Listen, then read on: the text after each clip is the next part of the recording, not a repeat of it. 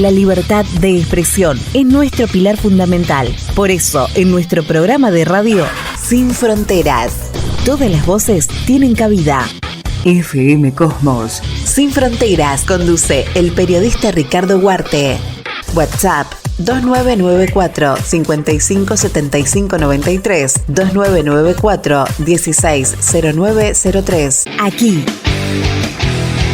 escuchás las voces de los protagonistas de la actualidad para que puedas tener tu propia opinión. Sin Fronteras, lunes a viernes de 8 a 10 horas. Teléfono de contacto 2994 209610. Web www.fmcosmos.net.ar. WhatsApp 2994 557593 2994 160903. Sin Fronteras. Continuamos recorriendo el país del interior sin fronteras y esta vez nos vamos al norte de nuestro país, más precisamente a la provincia de Tucumán, para hablar con el doctor Marcos Rougés. Un tema candente, un tema que nos lleva mucha preocupación y que tiene que ver con la inseguridad, que tiene que ver con la corrupción, que tiene que ver con la justicia o la injusticia, si le podemos llamar también.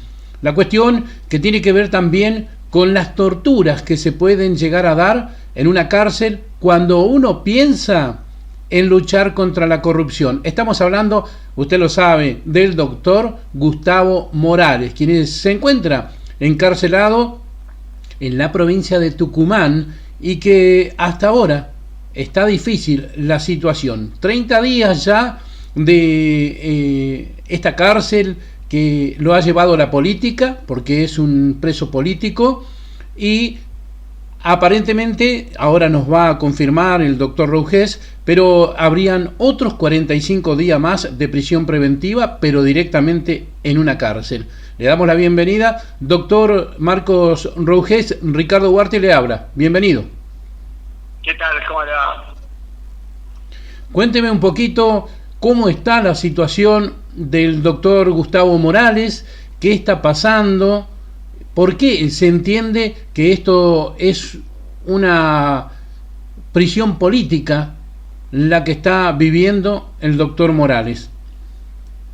Bueno, mire, primero que nada le ratifico lo que usted anticipó con relación a la prórroga por 45 días más de la prisión del doctor Morales. Y si vamos un poco a los antecedentes para que se entienda por qué se trata de un preso político, voy a empezar por el final. Voy a empezar por el final, que es que hace poco se abrieron las sesiones legislativas de la provincia con un discurso del gobernador. El discurso del gobernador, más que referirse a su acción de gobierno, que ha sido bastante pobre, se refirió como un gran éxito de su gestión el haber conseguido encarcelar al doctor Morales. Cuando lo dijo, toda la legislatura, y creo que también probablemente varios jueces, prorrumpieron en estruendosos aplausos. Una cosa que totalmente parecía sacada de una película de las peores épocas de los regímenes más totalitarios de la historia, que pueda un gobernador considerar como un éxito personal el encarcelamiento de una persona y que el fundamento sea que había hablado mal de algunos de los integrantes del gobierno. Eso es claramente una prisión política y claramente ha sido ordenada, porque así lo dice el propio gobernador, por él.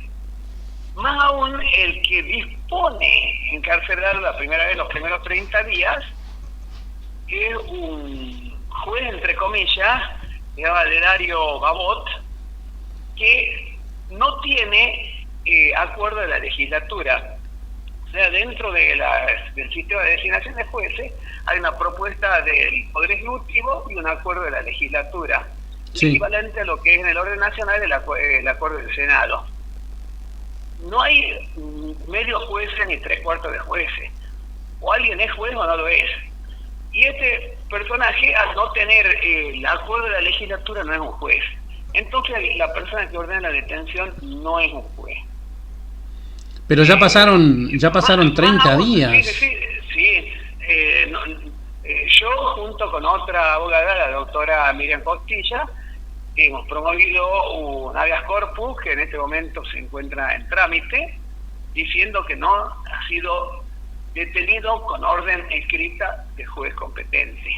No solamente porque no era juez, sino porque tampoco hay orden escrita. Hasta el día de hoy nosotros intentamos conseguir la sentencia y los fundamentos por los cuales disponen la prisión en un primer momento y los motivos por los cuales disponen la prórroga, y todos han sido vertidos oralmente en el curso de audiencias. Y ni siquiera están hechas las desgrabaciones como para poder sostener que hay una orden escrita. Son en ambos casos órdenes verbales. Y encima son órdenes verbales cuyo fundamento original era haber incumplido una orden de otro juez, de un tercer juez distinto, porque acá van cambiando de los jueces a medida de las posibilidades, no existe la garantía del juez natural, que había ordenado que el señor Morales, como abogado, se abstuviera de hablar mal de fulano, sutano, mengano y perengano. Y como el señor Morales, en ejercicio de sus derechos constitucionales y convencionales de las convenciones interamericanas, habló mal, y no solamente habló mal, sino que promovió un juicio político contra una de las personas de las cuales le habían prohibido hablar mal, que era el ministro fiscal Edmundo Jesús Jiménez. Decidieron el primer encarcelamiento. O sea, lo encarcelan no por ninguna situación de sedición, nada, como que después empezaron a sacar para encontrar una supuesta gravedad en el hecho, sino que lo encarcelan por haber violado una prohibición inconstitucional de expresar sus ideas por la prensa. Doctor, por supuesto, los argumentos que dan con relación a esto es que existe, que hay libertad pero no libertinaje, que el periodista es el que tiene el diploma de periodista, toda una serie de cortapisas y limitaciones tendientes a que sea el propio Estado el que determina qué es libertad y qué es libertinaje, o quién es periodista y quién no es periodista, y quién puede hablar y quién no puede hablar. Es decir, todo violatorio de la libertad de expresión.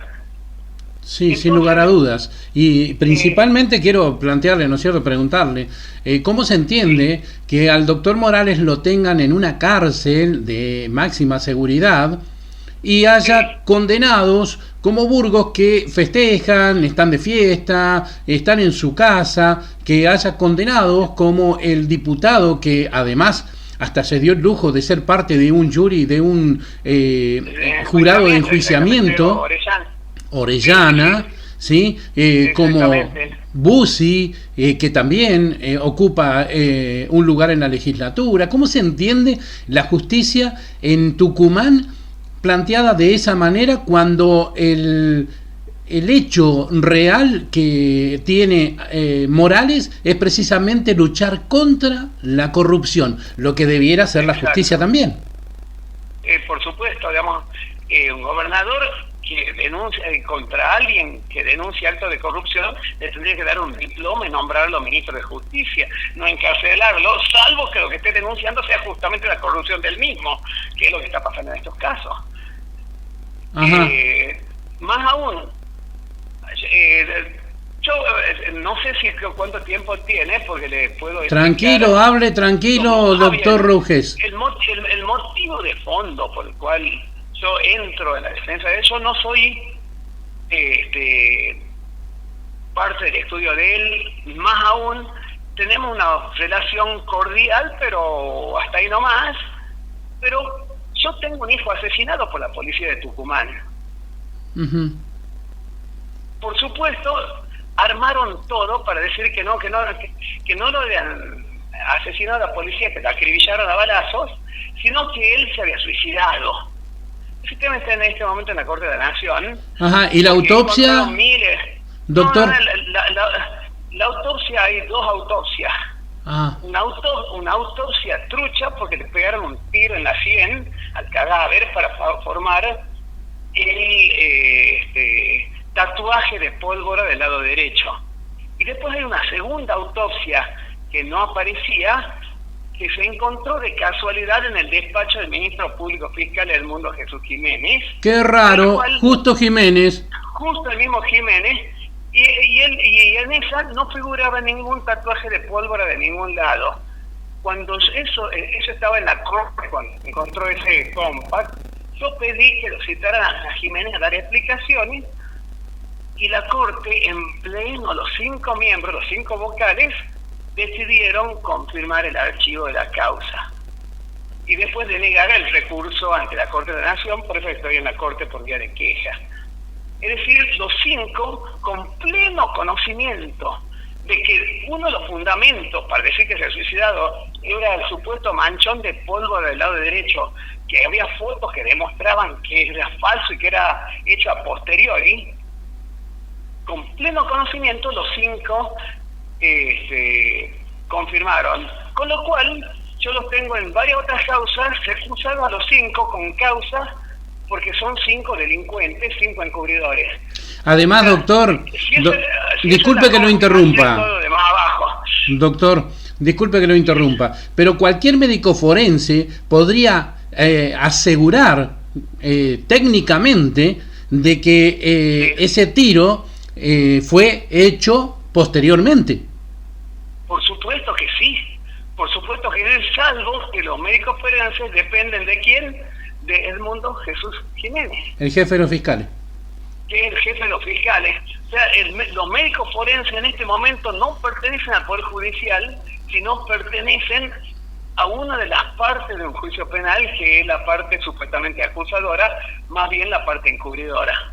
Sin duda. Y en el caso del doctor Morales está... En el caso del doctor Morales, él junto con un periodista que falleció en la época de la cuarentena, que tuvo la mala idea de hacerse internar en un hospital público provincial cuando él era un gran denunciante, y terminó supuestamente muerto de COVID, tema que alguna vez se investigará, que era Seferino Décima, ¿no? Sí.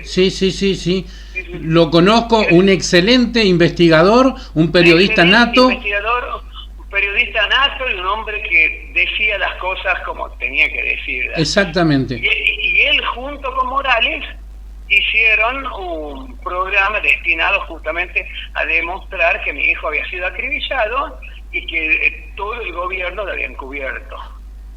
Tremendo.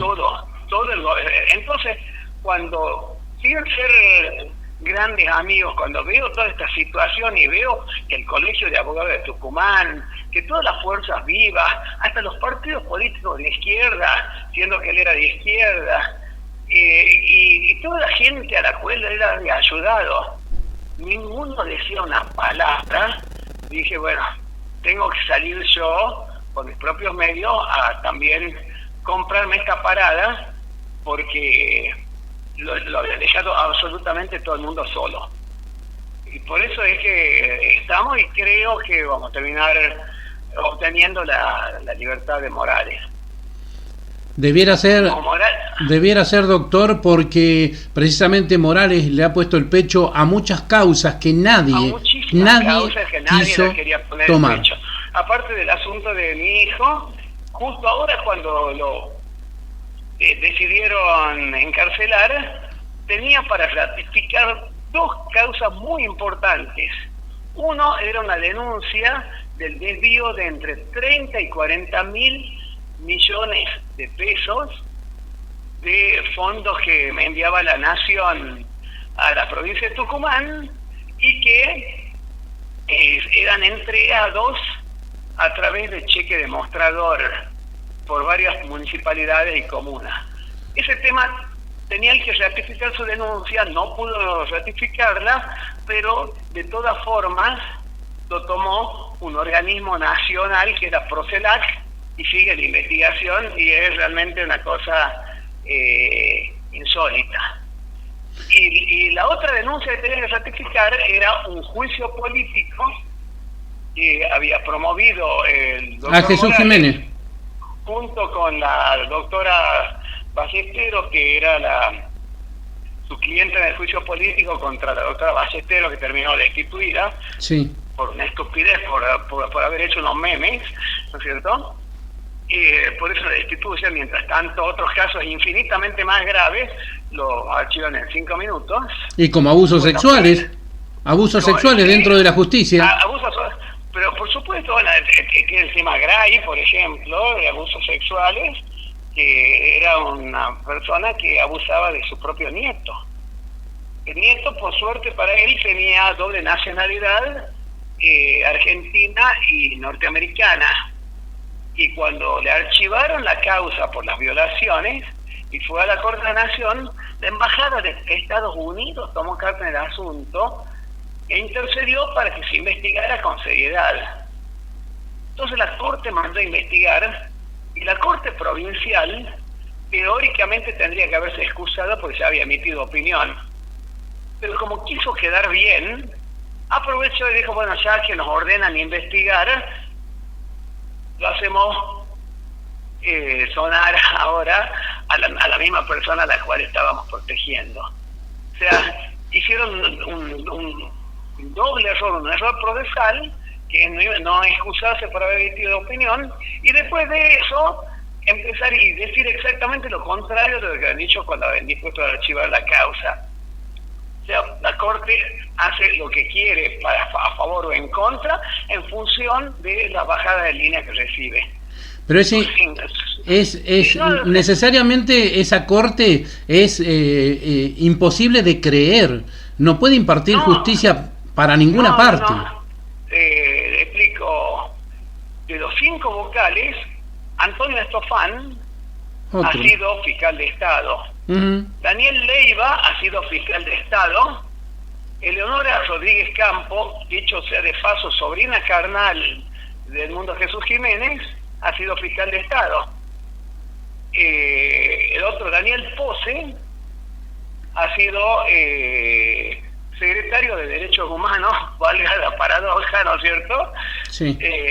Justamente dependiente del Mundo Jesús Jiménez, que en ese momento era ministro de gobierno de la provincia de Tucumán. Y la quinta, Claudia Dar, era una jueza de primera instancia que renunció a los 2 meses o 3 meses de asumir, diciendo que no se sentía capacitada para el cargo, y luego vegetó oscuramente como relatora para ser, digamos, la escritora de varios de los otros vocales, hasta que en algún momento dijeron, bueno, vos conocés toda la historia nuestra, vení también para integrar la Corte. Esos son los 5 miembros. Con los 5 lo ponen una licuadora, no hace uno, ¿no? Sí, hace 5 delincuentes. ¿Y qué es lo que son?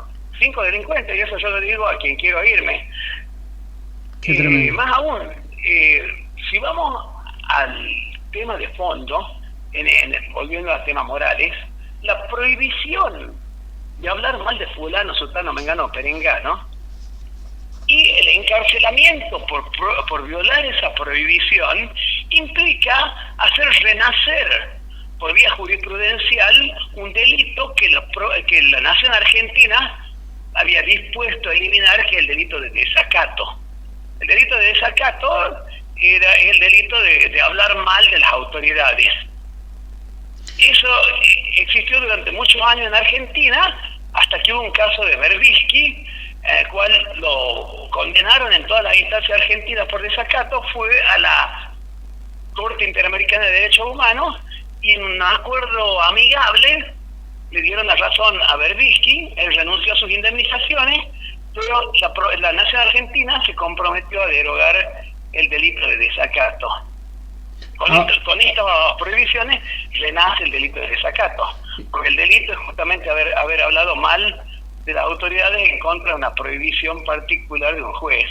Pero doctor, ¿qué es hablar mal cuando existen las pruebas de lo que se está denunciando? Porque no se está hablando, se está denunciando.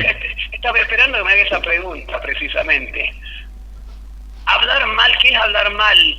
Dentro de hablar mal, dentro del delito realmente existente de Argentina, existe la forma de prevenirla, que es una acción por calumnias o injurias, ¿no es cierto? Pero que tiene el perjuicio de que el querellado por calumnias o injurias puede eludir la pena demostrando la veracidad de las afirmaciones, lo que se llama el exceptio veritatis. Entonces, por eso no pueden plantear calumnia e injuria y tienen que inventar algo para que el supuesto delito no sea hablar mal teniendo razón, sino hablar mal. Punto y aparte. Que no, ni se investigue si lo que dice es cierto o falso, porque el solo hecho de hablar mal puede hacer que alguien vaya a la cárcel. Es decir, por eso digo yo que están haciendo renacer por esta vía, por esos subterfugios, el delito de desacato.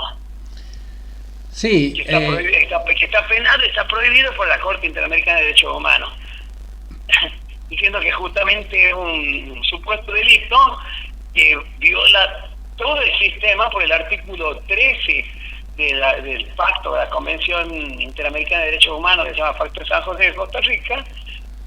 Habla justamente de la libertad de expresión y de que nadie puede ser amordazado para que no hable. Se puede someter a toda la consecuencia de lo que ha dicho, pero no se le puede prohibir hablar. Ahora, doctor, con respecto a todo lo que viene pasando, porque no es un temita de la justicia, el encarcelamiento de un abogado que habló mal de un fiscal o un juez o un político. Esto es precisamente y muy abiertamente una persecución política de un abogado, un penalista que está presentando causas de corrupción contra políticos corruptos, contra jueces y fiscales corruptos, que está probando, que está pidiendo juicio político y que además va en contra de un jurado de enjuiciamiento que se dio el lujo de echar de la justicia a una jueza formado por un montón de condenados. ¿Cómo se entiende esto en Tucumán y que nadie de la justicia nacional tome esto como corresponde? Claro, en realidad, a mi juicio, están dadas desde hace años, desde hace 5 años por lo menos, cuando todo el estamento político se puso de acuerdo en invisibilizar el asesinato de mi hijo. Desde ese momento hasta el día de hoy, Tucumán tendría que haber sido intervenida. ¿Por qué? Porque hay 3 causales de intervención federal que están previstos en el artículo 5 de la Constitución Nacional. Dice la Constitución que las provincias tienen que asegurar 3 cosas nada más, que son la administración de justicia, el régimen municipal y la educación primaria. La administración de justicia que es acá no está garantizado. En Tucumán la justicia no existe. En Tucumán se maneja todo a través del Poder Ejecutivo y del Legislativo, con bajada de línea, con hijo y entenado. Hay casos que tienen que ser cerrados, hay homicidios que tienen que ser encubiertos, hay violaciones que tienen que ser mirados para otro lado, y así funciona. Y encima, ¿qué es lo que pasa con toda esta trama de encubrimiento? Cuando tienen que salir a la luz, ¿quién es el que lo tiene que sacar a la luz? Rodolfo Equeco Burgos, que es justamente una persona a la cual el poder político lo está encubriendo porque él violaba a su propio hijo, ¿no es cierto? Sí, su hija menor. A su hija, perdón. No, el que violaba al nieto era otro, que era un amigo de los vocales de la corte, ¿cierto? Ya uno se olvida la cantidad de casos. Hay otro caso en el cual una empleada del Poder Judicial denuncia que está siendo acosada sexualmente por uno de los vocales de corte, en este caso por Estofán. Sí. Y entonces termina la cuestión en que la corren a ella por hablar mal de él. En vez de investigar a él si la acosaba o no, la propia corte, o sea, todos los pares del acusado, deciden correrla por indisciplina a la denunciante. Claro. O sea, con toda esa información, uno no puede más que inducir, o por lo menos pensar, que se trata de una corte nepotista y corrupta. Totalmente nepotista, digamos. Ya le dije que, por ejemplo, Eleonora Rodríguez Campos, que es una de las vocales de corte la sobrina, que había sido fiscal de Estado, era sobrina del Mundo Jesús Jiménez. Igual que una hermana de ella, que se llama Eloísa Rodríguez Campos, es la número 2 del Ministerio Público Fiscal y es la otra sobrina también del Mundo Jesús Jiménez. Esta segunda, Eloísa, está casada con Maggio, cuyo marido, Facundo Maggio, es uno de los integrantes de la Cámara Penal. Junto con él también integrante de la Cámara Penal, un señor Romero Lascano, que es primo del Mundo Jesús Jiménez. Ahí la consulta, doctor, la consulta es, en la política, la otra parte que fue elegida para hacer oposición, ¿no existe? No existe. Yo lo pude constatar personalmente. Cuando mataron a mi hijo, yo traté de movilizar a la oposición para que, aunque más no sea por el ridículo político que podía resultar de ello, tomara el tema y exigiera una investigación seria. Ninguno hizo absolutamente nada por sacarlo de esa invisibilidad que tenía la causa. O sea, lo más que conseguí es que por ahí manifestaran de la boca para afuera algún gesto de solidaridad, dijeran qué barbaridad, pero de ahí en adelante nada más. Y hay un fundamento, hay un libro de hace más de 20 años de un político que era peronista y bueno, ahora está bastante desilusionado, se llamaba Renzo Cirmigliaro, que este Renzo Cirmigliaro contaba que él era legislador provincial y que dentro de la legislatura provincial todos los meses, junto con su sueldo, todos los legisladores del oficialismo o de la oposición recibían un sobresueldo, un sobrecito que nadie sabía de quién era, pero sí sabían cuánta plata tenía adentro, ¿no? En calidad de nada. Ahora, por ahí en algún que le tengo que contar porque tiene su aspecto así hasta en cierta forma cómico. Por ahí la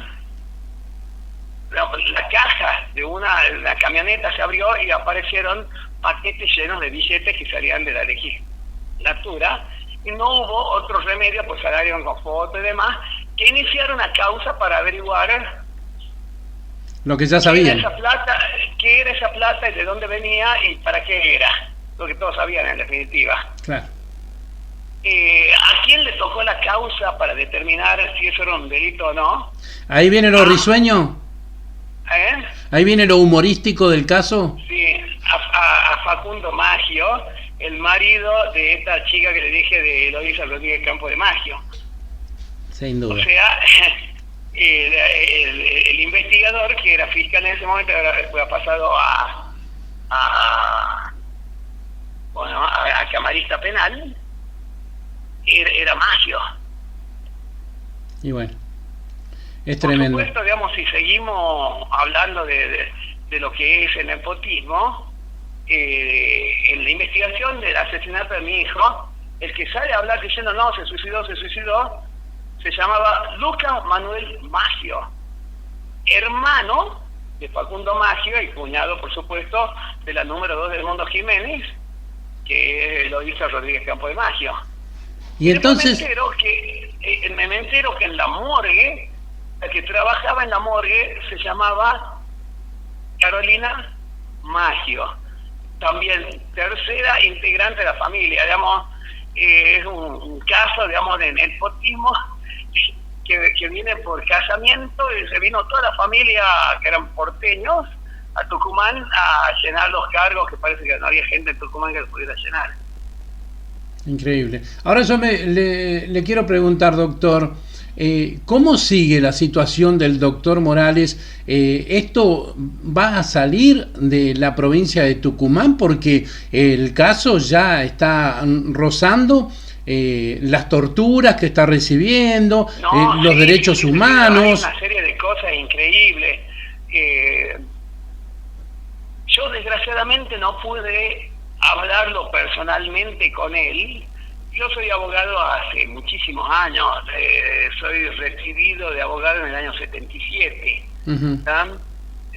Mi carnet de abogado, algunas salidas se perdió hace años. Y el carnet que tengo ahora es el carnet virtual, que es el que se usa. Sí. Cuando fui a la cárcel de máxima seguridad de Benjamín Paz, no me dejaron entrar a mí. Después pude entrar la doctora Costilla, yo no, porque no tenía el carnet físico. Por supuesto, el carnet virtual es el que se usa siempre. Ahora, igual que el DNI virtual, igual todas esas cosas virtuales, hasta el carnet de manejo es virtual, pero no, acá, como excusa, por supuesto, dice, no, tenemos instrucción de la superioridad. Y yo, ¿qué es la superioridad? No le podemos decir que es la superioridad. Digo, entonces usted... Igualmente, doctor, el carnet físico lo puede imprimir cuando quiera. Por supuesto, por supuesto. Ahora, pude estar y constatar lo que es la cárcel de seguridad de Benjamín Paz. Un asco. Uno se imagina que es como la cárcel de Sing Sing, una cosa por el estilo. Nada que ver, es un gallinero. Es un campo de concentración de la Segunda Guerra Mundial. Un campo grande, alambrado y con casamata para estar controlando que no se escape la gente, y adentro unos ranchos. Esa es la cárcel de máxima seguridad. Es una vergüenza. No sé cuánto habrá costado, cuánto dicen que habrá costado, pero no mucho más aspecto de cárcel tiene donde está ahora, que es Villa Urquiza. Esa es una cárcel en serio. Está... por lo menos está ahora acá, el otro estaba en medio de la nada, junto con los presos más peligrosos, y en las casamatas que creo que los prisioneros de los japoneses considerarían que son peores que las suyas, ¿no es cierto? Claro. Era una cosa que yo miraba y decía, no podía creer, porque como todo el mundo no va, porque es en un lugar más o menos un poco más allá de la mitad del camino de la frontera hacia Salta, una localidad perdida, Benjamín Paz. Uno piensa, y te hablan de la cárcel de seguridad que están construyendo, uno piensa que se trata de algo realmente importante, una especie de cancha de fútbol más grande, alambrada, y con casamatas, por supuesto, con policía para evitar, y obviamente armado hasta los dientes. Sin duda. Seguramente, todo el mundo entiende que quien haya cometido un delito grave y que corresponde estar preso en el lugar que, en una cárcel como esas, ¿sí? Obviamente que debe pagar, pero de ninguna manera debe ser triturado ni torturado, para nada, porque lo que tiene que pagar es lo que debe pagar. Exactamente. Yo lo que conozco acerca de las condiciones en las cuales se encuentra Morales, cuando estaba en esa cárcel de seguridad, lo sacaban al patio días que en Tucumán en verano eran de más de 40 grados. Claro, con la presión alta que tiene. Y con la presión alta que tiene, por supuesto, y con todos medicamentos contraindicados, era a ver si conseguían que tuviera alguna... Sí, algún pico de presión, una ACV algún pico de presión o cualquier cosa, y decir, no, esto ha sido un lamentable accidente. Claro. Morales, poco antes de que le encarcelaran, me contaba que cuando se inició la causa de esta supuesta sedición, en el año 2024, fueron ya por primera vez a encarcelarlo, y ¿sabe qué policías fueron ahí? ¿Quiénes? La policía científica. A plantar cosas. No, la policía científica es la que va con las pizzas a mostrar dónde ha caído el cadáver. Ah, ya. O sea, iban dispuestos a que iba a terminar el procedimiento en la muerte de él. Pero claro, sí. En vez de ir la policía especial o la Claro. policía normal, iba la policía científica. Iban ya con las pizzas en la mano derecha y las cámaras de foto en la mano izquierda para mostrar dónde había caído luego de su heroica resistencia moral. Pero si Morales no presentó ninguna resistencia y le dieron una paliza igual. No ninguna, sí, por supuesto.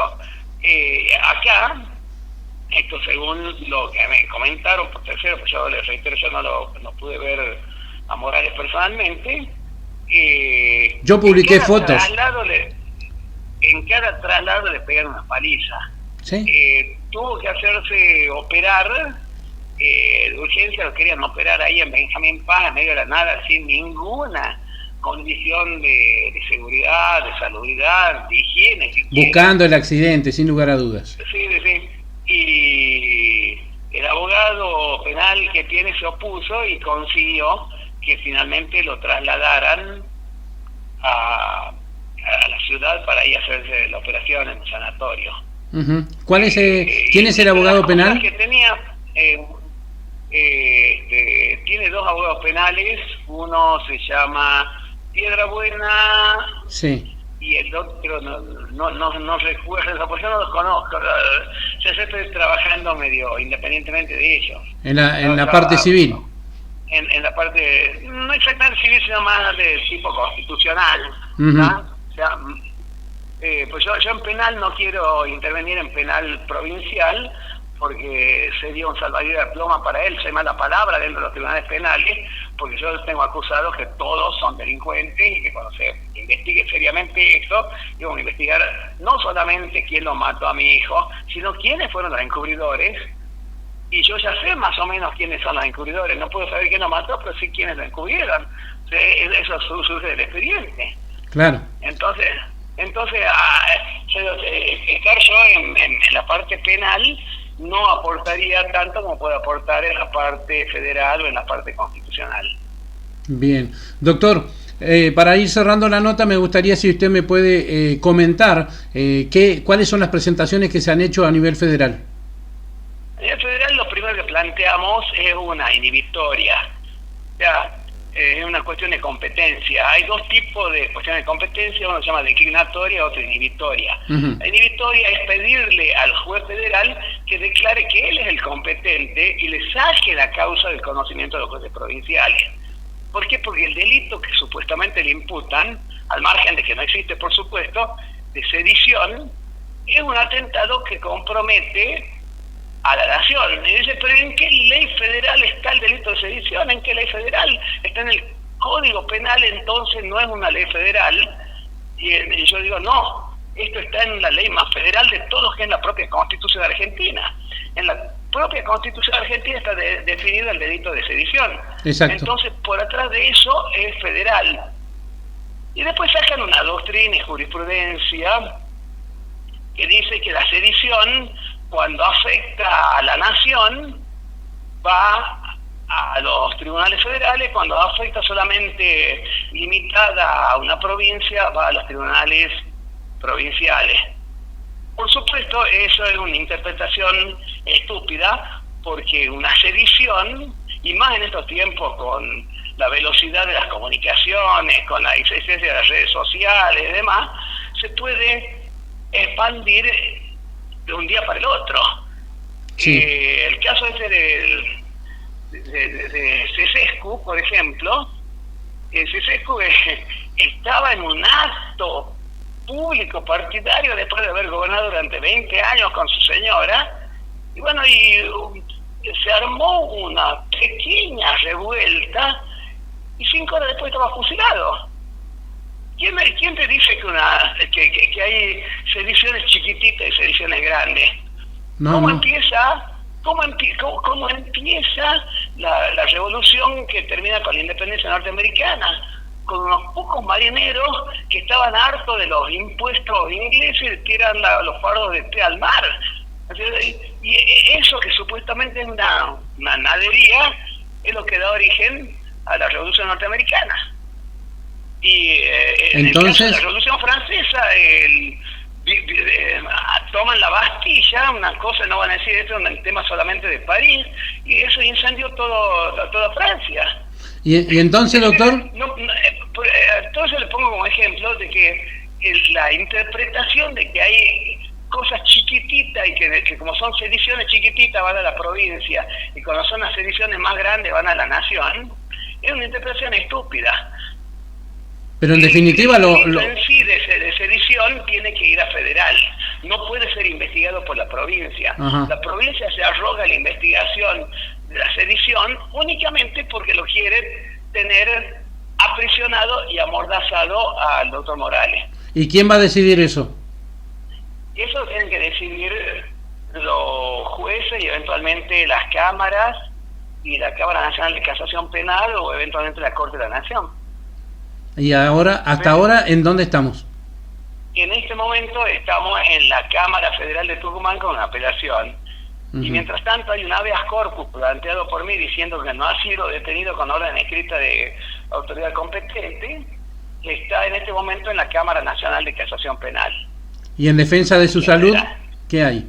En la defensa de su salud se está haciendo presentaciones, sobre todo tratando de que federal, aunque sea al estar todavía ahí discutido su competencia, tome medidas para asegurar la vista de la salud del doctor Morales, que dicho sea de paso, últimamente estaba orinando sangre, que por supuesto dicen que es por cálculos renales, pero también de las causas de que alguien orina sangre es algunos derrames internos producidos por los golpes, ¿no? Sin duda. Lógico, sin lugar a duda. Y bueno, ¿ustedes han pedido alguna investigación médica? Estamos pidiendo también investigaciones médicas, estamos pidiendo que se tome medidas de resguardo de la salud del doctor Morales, y por suerte el tema está tomando ahora una visibilización nacional que al principio no tenía, como para poder hacer que tengan un poco más de cuidado y que ya no busquen con tanto ahínco como antes que se produzca alguna situación desgraciada, entre comillas, impensada. Sin Así duda. que bueno, estamos haciendo todo lo posible y dentro de todo está mejorando las situaciones carcelarias, están mejorando las situaciones de detención, pero sigue detenido y ahora le quieren poner estos 45 días más. Que ya empezaron. Que ya empezaron. A todo esto, para darle una idea de la desproporción, el caso que le comenté antes, el caso Berbisky, que fue el que dio origen a la derogación del delito de desacato, lo que le habían impuesto a Berbisky eran 30 días de ejecución condicional, no efectiva. Y él ya va a llevar dentro de esto 75 días sin condena preventivamente por un supuesto delito de hablar mal de las autoridades en contra de una prohibición inconstitucional. Claro, esto ya se trata de ensañamiento político de ensañamiento político, sí, ¿no? Y esto se llama, desgraciadamente, obsecuencia de vida. Increíble.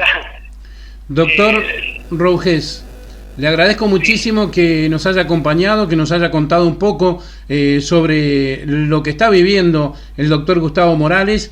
Vamos a seguir esto porque nosotros estamos acompañando a Morales en todo lo que viene realizando y también trabajamos a través de nuestros medios para que no haya corrupción en la Argentina, ni en la justicia ni en la política.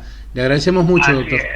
No, yo le agradezco muchísimo y le pido de parte del doctor Morales, de parte mía, que traten de que estas situaciones se conozcan. Desgraciadamente, los vampiros funcionan en la oscuridad y se mueren con el sol. Entonces la forma de matar a los vampiros es abriendo las cortinas y mostrando lo que realmente es Tucumán. Lo estamos haciendo. Bueno. muchísimas gracias. A usted, Roges. Adiós. Hasta siempre. Compartíamos la charla con el doctor Roges, ¿sí? Quien es el defensor, en este caso, del doctor Gustavo Morales. Contacto directo con el ciudadano, sin fronteras. Conduce el periodista Ricardo Huarte. Seguinos en nuestras redes sociales: Facebook, FM Cosmos, Sin Fronteras, Instagram, @FMCosmos_90.1, X, @FMCosmos_901, web, www.fmcosmos.net.ar.